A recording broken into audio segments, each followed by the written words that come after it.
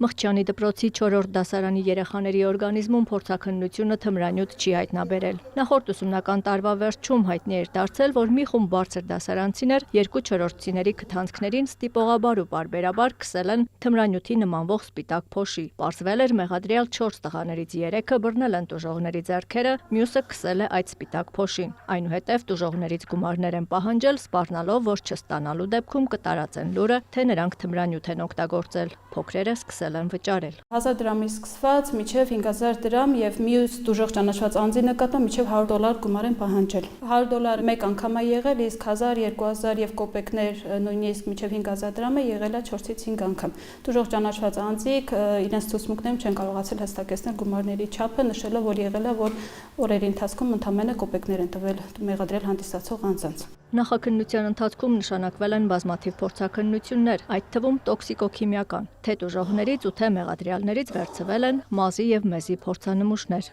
Ըստ ասված եզրակացությունների դուժող ճանաչված անձանց մազի եւ մեզի փորձանմուշներում թմրամիջոցների հետքեր չեն հայտնաբերվել։ Մեղադրյալ հանդիսացող 3 անձանց մազի եւ մեզի փորձանմուշներում եւս թմրամիջոցների հետքեր չեն հայտնաբերվել, իսկ մեղադրյալ հանդիսացող 1 անձի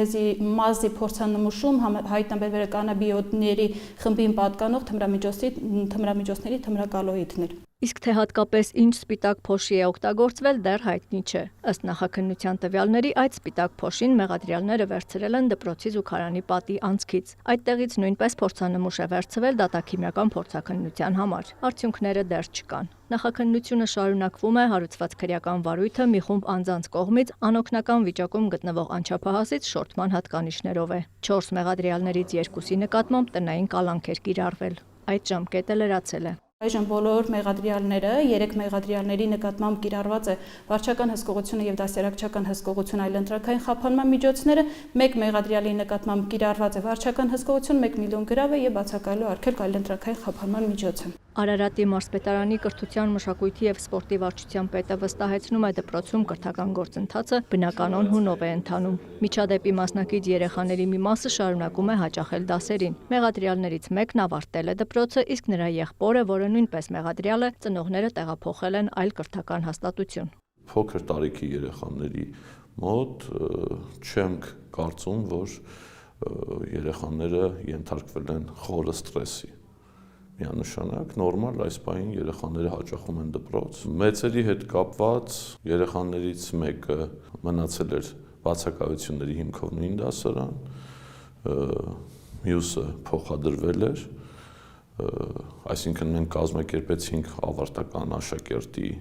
ավարտական քննությունները։ Միջադեպից հետո Մղջյանի դպրոցի տնօրենը պաշտոնից ազատվել էր սեփական դիմումի համաձայն։ Ավելի ուշ որոշ աշխատակիցների նկատմամբ կիրառվել է կարգապահական տույժ նկատողություն։ Մարտուն Մանուկյանը նշում է, պարզվել է, որ միջադեպից առաջ ավագ դասարանների տվյալ երեխաները հաճախ եկել են դպրոց, բայց դասերին չեն մասնակցել։ Նրանց այդ վարքագիծը պետք է մանկավարժների ուշադրությանն արժանանար, ինչի դեպքում կարող էին խնդիրները չխորանալ։ Դպրոցի տնօրենի ազատումից